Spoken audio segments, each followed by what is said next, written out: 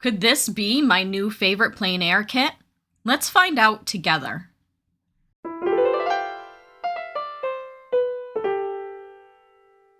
Hi, Shannon Rowe Jackson here from Caution Artist at Play. Today we're going to be taking a look at the Binder Watercolor Travel Set by Lightwish.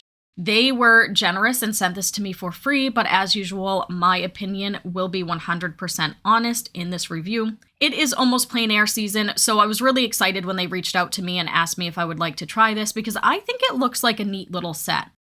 It has a nice little faux leather cover. I chose the olive green kind. There are some brown and green options and different sizes, as well as a different choice in paper. This olive green one comes with hot press paper. But as you can tell, it's really neat looking. It feels good in the hands. And then when you open it up, it has a binder system. And it also comes with a little palette, as well as a paintbrush. And I'm not sure if the paintbrush is natural hair or not. It looks like it's got like this nice bamboo kind of barrel. This is what the bristles look like. I didn't get much information about the paintbrush. We will be playing around with that later when we do some painting. It feels nice and lightweight, and it fits in a little holder on the side of the binder.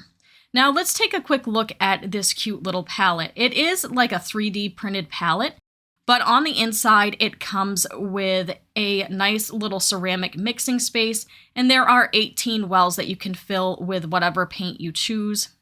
It has these cute little magnets that keeps it shut, and I just think it's such a satisfying noise to open and close it. Anyway, and then it has this little binder off to the side that slips into a little pocket here, and that's what you attach the palette to.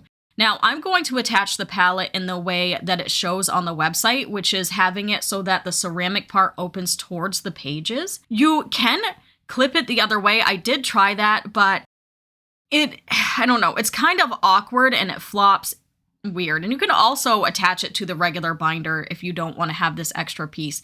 But I'll show you what I'm talking about. I did clip it so that it could open outwards, maybe to have some more space away from those pages, because otherwise the pages are going to block the palette when you move on to the second page. But it doesn't lay as flat when you open it out that way. So this is convertible, but it does tend to lay flat more when you open it towards the pages. However, it's kind of weird though, because then the pages block the palette. But this is completely convertible. Here's a look at the pages. It is 100% cotton watercolor paper, and as I mentioned before, I chose the hot press version. I like to be able to do fine details, and so I like a good hot press paper. And overall though, it's a really fun little setup, and it's pretty mobile. You can move things around as you see fit, and you'll see me do that when I get outside and start working. And here you can see that the brush just fits in the side. Overall, first impressions, was really impressed. Now I'm going to fill the wells with my core paint because core travels really well, and this is important when you're working with a travel palette. You want to be careful not to choose something that has like a honey base in it because the paints will start to move and melt around. And that gets important later on when this is actually in the binder. But I just chose some colors that I thought would be fun to take out for plein air. I'm going to be going to some gardens this year to do some plein air painting. So I picked a lot of fun colors that would be great for flowers. But then I also have some good earth tones that I'm going to put in this as well so that I can do some landscape painting. So you know me, I'm not going to skimp on my greens or any of that. The colors I chose were dioxazine purple, perylene violet, quinacridone magenta, cadmium red medium, permanent scarlet, transparent pyrrole orange, derylide yellow, cadmium yellow primrose, green gold, sap green, viridian green, cobalt teal, cerulean blue chromium, ultramarine blue, Payne's gray violet, burnt sienna, and raw sienna.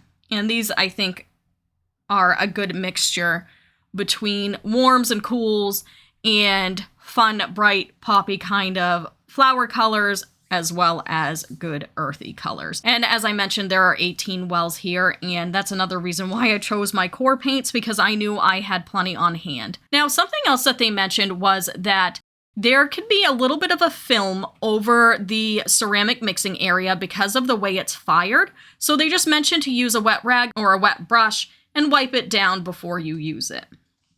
So that's what I'm doing here. And now I am going to put my kit all together. And once this is all put together, I'm going to go outside in my backyard. Now, there aren't any leaves on the trees in Maine yet. It is still very early spring here. At least it's acting like it. And so there's not much to paint. But I do think that my cedar tree would be fun to paint, especially with that green gold in there. So that's what I'm going to work on today. I've been aching to get outside, and this day was a beautiful 70-degree weather day.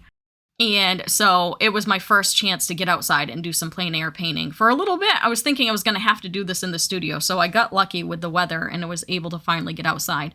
So I'm just sitting at my picnic table, and I am going to paint my cedar bush. Now, as you can see here, that protective paper that covers the sketchbook, that covered my palette when I had it in there. And so I could take that protective paper out. However, this is one of the kind of awkward things about this palette. It doesn't matter if I take that protective page out, because guess what? Once I'm on to the second page of the sketchbook, my first page would be blocking that palette. Thankfully, it's completely convertible. I took it out and I actually removed it from the rings that were there so I could have that plastic piece as an extra mixing space if I needed it, but also because the palette lays more flat when it's not on that ring mechanism that it comes with. And so that's just a tip from me. Again, at this point, I probably could have spread it out and done it the opposite way like I showed you earlier, but I felt like, especially as a lefty, that would have been awkward as well. And on that note, surprisingly, the rings didn't bother me as a lefty. I was worried about that, but I could have flipped the book and done it the other way if I needed to. I'm used to having to work around being a lefty. So it is completely convertible. You can set it up any way that you would like to. It's not a negative about it. You know, there's only going to be so many ways that they can set this up. I think it still gives you pretty much everything you need in this kit, and it's still very compact. And at least for travel, having the rings in there and being able to attach your palette that way is very, very convenient. So I'm just starting out in the sky. I didn't put the background trees in because I wanted the focus to be on my little cedar. And I'm not going to be precious about this. This took me maybe about 20 minutes to do. I brought in a fountain pen and I just loosely sketched out the shape of the tree. And then I'm just coming in and playing around with my colors. Now, these wells are kind of shallow, so you have to be a little bit careful there. I overfilled a couple of them without meaning to, and it will get onto your ceramic mixing area if you do that. And so just be careful of that. Also, something else that I wanted to mention, when I put this book together and when the palette is in there, the way they show you to put it in there, once you close the book, that means your paint pans are now upside down. So again, this is where it's also very important to use paints that aren't going to travel in their pans. So definitely don't want to do a honey-based paint with this because your wells are going to be upside down and those paints could kind of melt and move and spill out onto your ceramic mixing area. So that's something else that I wanted to mention.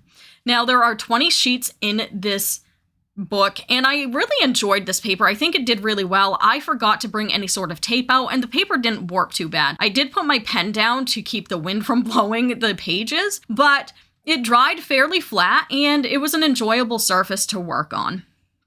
And the cover itself is faux leather, so that is vegan friendly. Again, I'm not sure about the brush. I really did enjoy the brush. I think it held the water really well. I did bring in a water brush at one point, and I ended up switching back to this brush.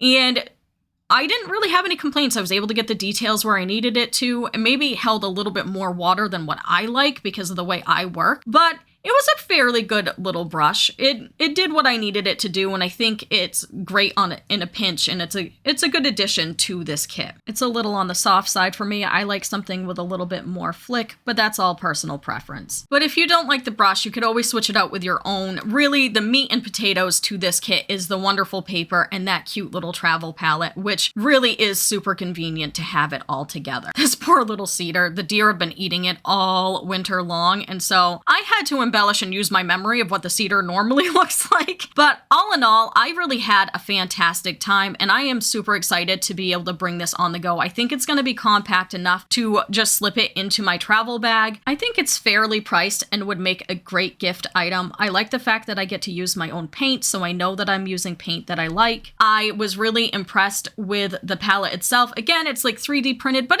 it feels pretty sturdy, and the paper felt nice. And it was just lovely to get out and have basically all that I needed. I just had to bring out some paper towel and a water container. If I could ask for one more thing to be included, I think it would be like a binder clip to keep the pages together, because the elastic strap doesn't reach the pages on the inside, so I had to improvise with a pen. Now that's kind of on me because I didn't think to grab tape or a clip from my studio, but adding a clip in there would be one less thing for a travel artist to have to think about. And as far as the brush goes, as I mentioned before, it held up pretty well. It's a little bit soft for my taste, but other people may love it. And I do think overall it was a good addition. So do I recommend this? I do. I think it's a yes from me. I think that it is versatile enough that you can get pretty much whatever you need out of it with just a few small additions. Thank you, Lightwish, for sending this to me. I really like it. I'm excited to use it more this plein air season. Thank you all for watching. If you enjoyed this video, please give it a thumbs up and check out the video that's on this end screen. I'm sure you'll like that too. I will see you next time. You have a fantastic day.